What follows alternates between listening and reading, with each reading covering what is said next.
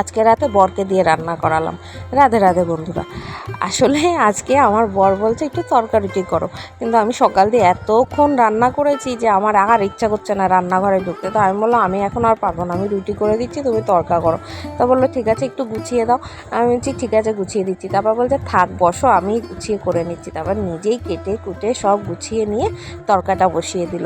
আর আমার বর না খুব সুন্দর রান্না করে, বরের হাতে জাদু আছে, যেটাই রান্না করে এত ভালো হয় খেতে। আর আমাদের বাড়ির প্রত্যেকে ওর হাতে রান্না খুব ভালোবাসে।